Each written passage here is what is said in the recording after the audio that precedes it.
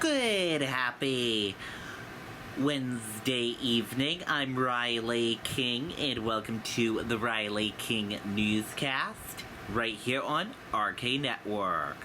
We have a lot of news to get to this Wednesday evening, so let's get started right now. First up, driver cited after allegedly falling asleep at the wheel, hitting a police cruiser in Bedford. Let's take a listen to that video and that report from WMUR News 9.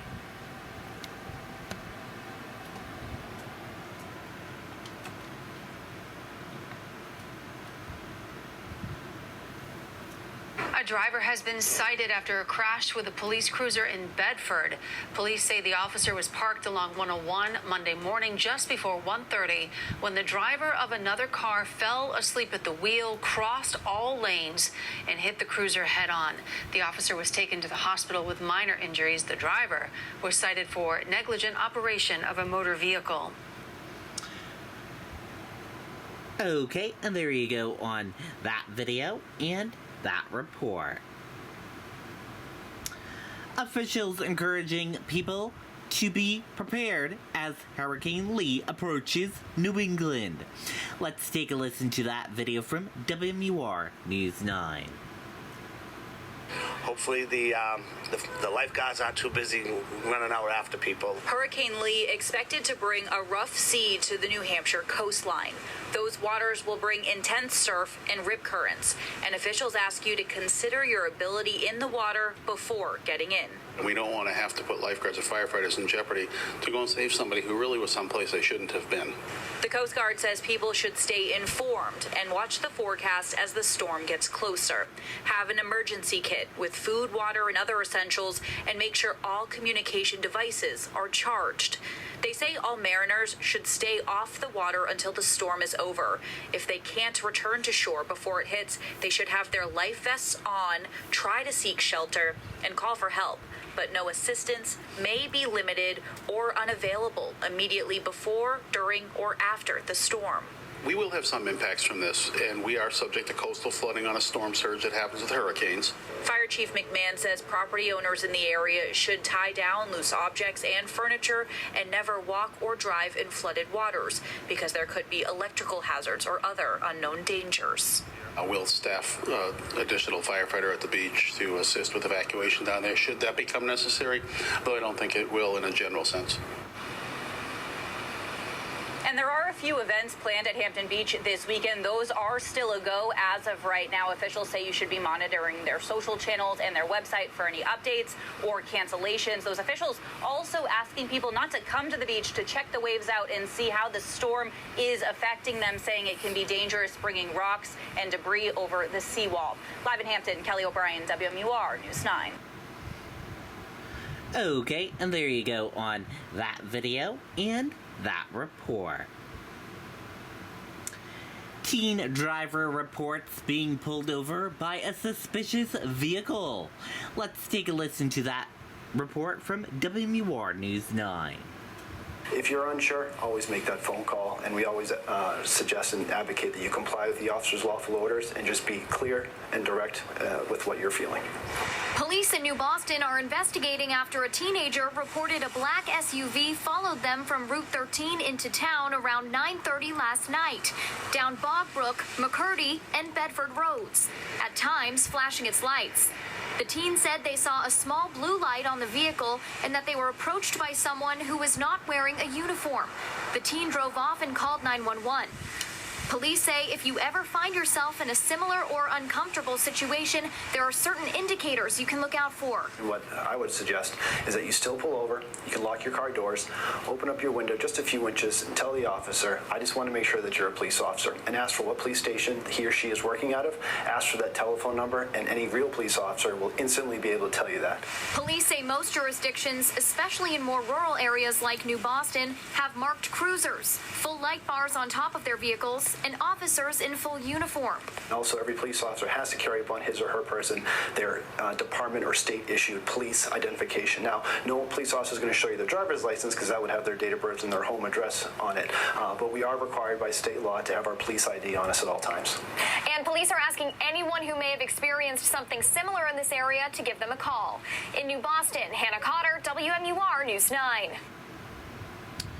Okay, and there you go on that video and that report. Former Patriot helps New Hampshire cancer patient. Let's take a listen to that video from WMUR News 9. I can hit that camera, right? The arrival of a big surprise for 91-year-old Rudy Longo of Stratham. Three-time Patriot Super Bowl champion Joe Andruzzi dropped in with $200 in groceries. Rudy, a former Korean War combat veteran, is dealing with leukemia and prostate cancer. He needed a new refrigerator over the summer, and the Joe Andruzzi Foundation stepped up. This was a follow-up visit, delivering a week's worth of goods, plus a signed football, and Rudy got to see the Super Bowl rings. You think he'd give me this one? Yeah, absolutely. He's a hot ticket. He's a old school guy that still has his wits. Joe Andruzzi is in remission himself from the lymphoma in 2007 that ended his NFL career. His foundation helps patients and families dealing with cancer, everything from car payments and insurance costs to delivering groceries. He's loving the ice cream and all the fun stuff there, but him just having the fridge filled for him, and it's an honor for us and a pleasure. But we strive on helping any cancer patient, any age 0 to 100. But we're able to say that and be able to thrive with that and help pay it forward in so many ways. The Andruzzi Foundation is making several stops in New Hampshire over 2 days. Over 15 years, they have given out $10 million and helped 40,000 patients. 40,000 and one Rudy. I'm just overwhelmed. I don't know what the hell to say. No, you're good. He loved it, yeah. I think this is probably one of the greatest highlights of his life today. I gotta hold your suspenders. I got you. In Stratham, Jamie Staten, WMUR News 9. Okay, and there you go on that video and that report. Awesome story there. New Hampshire Secretary of State says he has no power to ban federal candidates under the 14th Amendment. Let's take a listen to that video from WMUR News 9. Answering questions first raised by legal scholars, Secretary of State David Scanlon says he does not have the power to kick former President Donald Trump off the ballot under the insurrection clause of the 14th Amendment to the Constitution without a finding by a court. There is no mention in New Hampshire state statute that a candidate in a New Hampshire presidential primary can be disqualified using the 14th Amendment of the United States Constitution referencing insurrection or rebellion. Similarly, there is nothing in the 14th Amendment that suggests that exercising the provisions of that amendment should take place during the delegate selection process held by the different states. The state Republican Party chairman says there was never any credibility behind the idea Trump could be unilaterally removed from the ballot. I thought it was a complete waste of time, and I'm glad that we've put it to bed here in New Hampshire. We have made America great again. The tradition of candidate filings for the New Hampshire primary is just weeks away. In another major announcement Wednesday, the Secretary of State declared the presidential primary filing period will open on October 11th and end on October 27th. It will still be some time until the Secretary sets the date of the primary itself. As far as the filing period, voters should know if they want to switch parties to vote in a different primary, they need to do so by October 6th. Once that date comes and goes, any voter who is registered as a Republican or a Democrat are going to be locked into that registration until after the primary election, the presidential primary. In Concord, Adam Sexton, WMUR News 9. Okay, and there you go on that video and that report.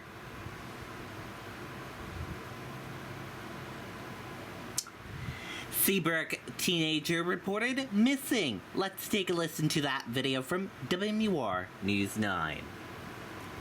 Right now, Seabrook police are asking for help finding a missing 14-year-old girl. Take a look at her pictures here. Aaliyah Gallant was last seen Saturday morning in the area of Walton Road. She was wearing black sweatpants with white writing and a black shirt or sweatshirt, carrying a backpack and a duffel bag. If you've seen her, call Seabrook police. Okay, and there you go on that video and that report. Hopkinton teen builds outdoor tables to earn a Girl Scout Gold Award. Let's take a listen to that video from WMUR News 9. A Girl Scout from Hopkinton built 4 new picnic tables to add more outdoor seating at the town library. Take a look at them. It was her Girl Scout Gold Award project. Kylie Ermintrout created a unique design for each table. One features game boards, another a map of the U.S. There's also an American flag, and the fourth actually has American Sign Language symbols. Okay, and there you go on that video and that report. Very cool indeed. Putin, Kim Jong-un meet in person over fight against imperialism. Let's take a listen to that video from ABC News. It's time to switch to Verizon. Sadie did, and now she has my plan. The first unlimited plan that lets her choose exactly what goes in it. Now she gets to pick only the perks she wants and saves on every one. All with an incredible new iPhone. Act now and get iPhone 14 Pro on us when you switch. It's your Verizon. This evening, Vladimir Putin and North Korean dictator Kim Jong-un have now had that face-to-face meeting. Russia looking for help in this war in Ukraine. North Korea looking for something too. ABC's Britt Clennett from Ukraine tonight. Tonight, a lengthy handshake and smiles as Vladimir Putin hosted North Korea's Kim Jong-un at a spaceport in Russia's Far East. Putin choosing this site for the meeting, according to Russian state media, because he plans to help Kim build satellites. North Korea is also looking to Russia for advanced technology for missile and submarine programs. In return, Putin could be getting access to vast stockpiles of North Korean munition to resupply his forces in Ukraine. Their talks today lasting about 2 hours. Kim vowing full support for Putin's war, calling it part of a sacred struggle against the West. But the war growing more costly for Russia. Overnight, Ukraine launching one of the biggest ever naval attacks on Russia, seen in videos circulating online, striking the Crimean port of Sevastopol, damaging 2 vessels. David, Kim Jong-un is expected to visit 2 more Russian military facilities before crossing the border back into North Korea. David? Britt Clennett in Ukraine for us again tonight. Thank you, Britt. Hi, everyone. George Stephanopoulos. Okay, and there you go on that video and that report.